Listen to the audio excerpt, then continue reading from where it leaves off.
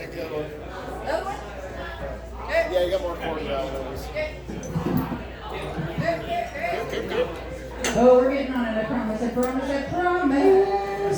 Welcome to the Eastside Tavern, the open mic on the fucking road.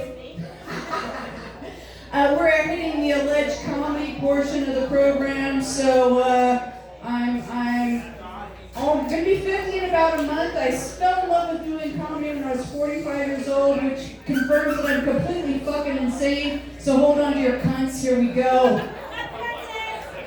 Falling in love with comedy when you're 45 years old is so dumb. Do you not understand there's a solid reason why it's men in their 20s that fall in love with comedy? 2 reasons. 1, they want pussy. And 2, they actually think the universe gives a fuck about what they have to say. Which is really extra stupid. At my age, I'll tell you the truth. I don't think you care about what I have to say. I just don't give a shit. Alright, so here we go. Let's start by dividing the room right out of the gate. How many of you have lived in this town for 15 years or more? Come on.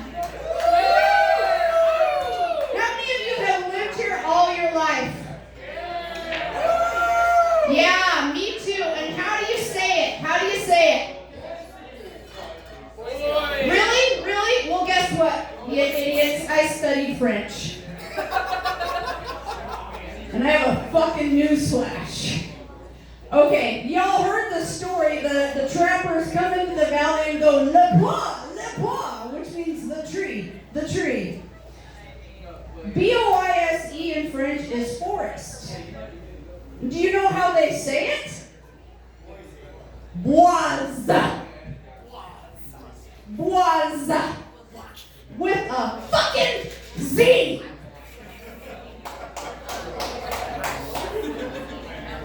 I swear to Jesus, I'm not saying, it's a convention that however locals pronounce something is the correct way to pronounce it. I just have to point out, there's a lot of other things that we fuck up, local colloquialisms. There's a street up on the bench that everybody calls Philippi. Okay?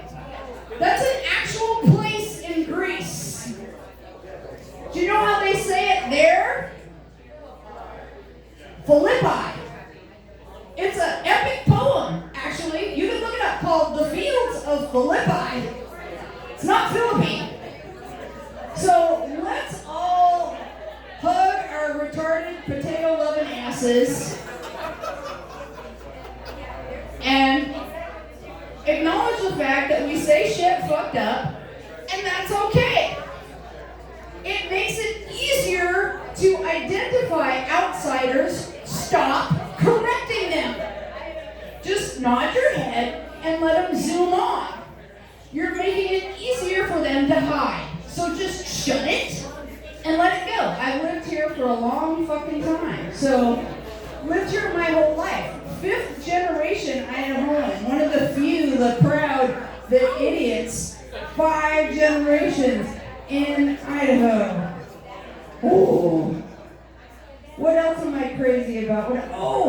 I was talking to a friend of mine who happens to live in a big city back east. I won't say which one.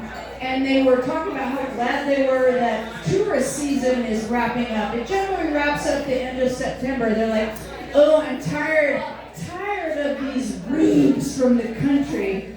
It's like he forgot who he was talking to. Once upon a time, I was one of those rubes. I was tragically lost on the Paris metro system. Yes, I have been to France. I was an exchange student. I lived there for a year. Yeah, country rubes get lost in the big cities. But you know what? We have a trump card that wins. Because out west, all of us can testify to this. When somebody from the city comes out to the woods, they do really stupid shit. Like, try to pet the buffalo. Who looks at one of those things and thinks, oh, it's just a sweet little cow? That thing will fuck you up. They try to get closer to the moose. We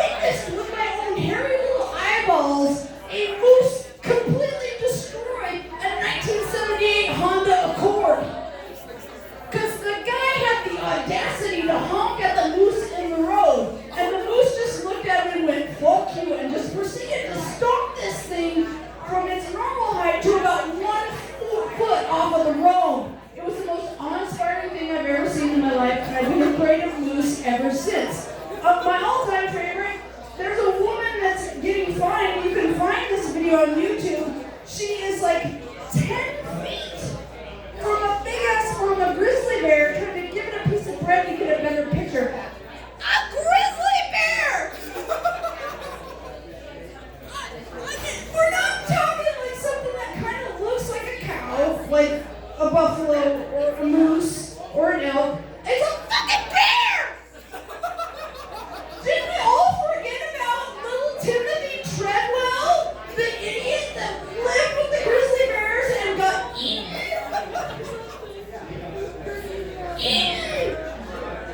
Grizzly Man, the best unintentional comedy ever made. The best. It was the funniest fucking movie because everybody's like, he's so special, like running out and hanging out. So my point being, I digress, is that as dumb as us country folk are in the city folk out in the country are way worse. They're like risking their lives, not paying attention. Yellowstone Park, if you've never been, fucking go the next time you get a chance. Like, you go on the subways in most big cities and there's signs everywhere, where to go, stay back from the rails, whatever. And we would all read them and pay attention. You go into Yellowstone, there's huge signs, don't approach the wildlife, don't feed the animals, don't get out of your car. Fucking everywhere. And when you're buying your ticket, they give you a printout, a flyer that says the same thing. And you go, I'm not joking, 20 feet out of the gate. And if there are animals near there, there's a bunch of moose out of their car going, look! Trying to fucking touch them. And how more city folk don't die, I don't know. I don't have a good close for that. This is the first time. This is the first time I've done that one on stage because it makes me happy because I'm full of rage and whatever. And yeah, I'm a horrible person, and it makes me happy. You know. So yes, open mic comedy. It goes something like this, okay? Because I see some confused faces up at the bar. Hi. As a comedian, every evil, dark, horrible little thought I have is funny. And the only way I can find out if other people think it's funny or not is to stand on a stage and throw it out. And that's why comedians and musicians get along so well. Because we kind of, we have the insanity to think, oh, I'm going to get up on this stage and my mouth-face noises are going to entertain other people. And two, they get the idea of practice. Like, no musician worth their salt would come up on stage and do a song for the first time here. But comedians do it all the time. They come up on stage and go, Jesus Christ, I hope this works. So if you get offended by anything I might have said, or I'm going to say, I think I might stop, I don't know. One, I can tell. I already know, you don't have to tell me. And two, I don't care. In case you were wondering. I don't care, I'm not upset. Let's see. Let's go in the way, way, way back machine. Let's pull up some old material. I'm just collecting my thoughts. So, I was hanging out with a friend of mine, and he's been having a hard time with his lady. And he had the audacity to walk up to me and go, you know what, Tanya, pussy is evil. And I was like, what?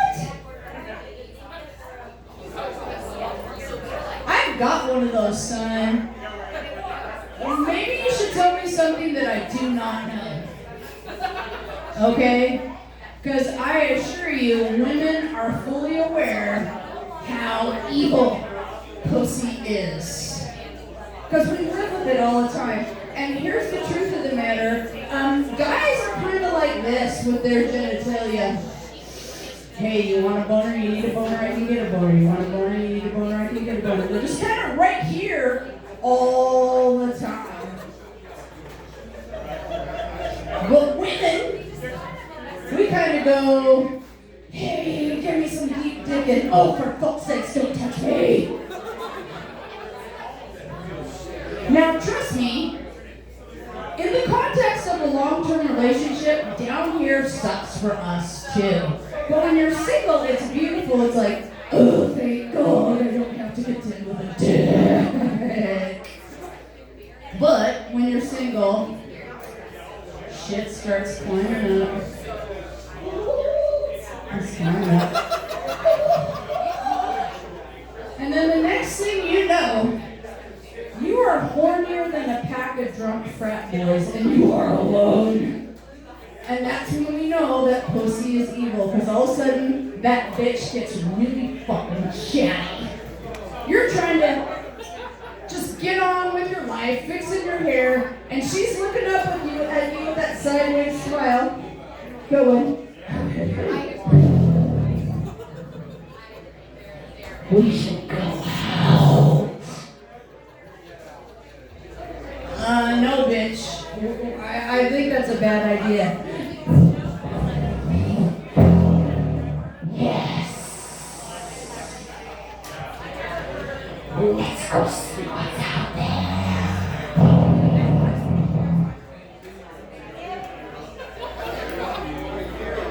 And in spite of your best decisions, the next thing you know, you're downtown, strolling along. And of course, pussy does not shut up. Evil pussy still has shit to say. She's like, hey, hey, hey. What's that over there? That guy? Yes. Pretty sure he's with his wife. That's fine. Maybe she's down too.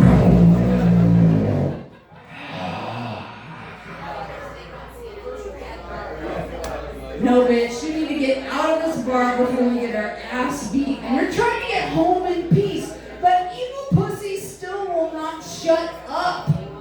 What about that one? The one on the curb? Yes. I'm pretty sure he's homeless. Buy him a sandwich, he'll do whatever we want.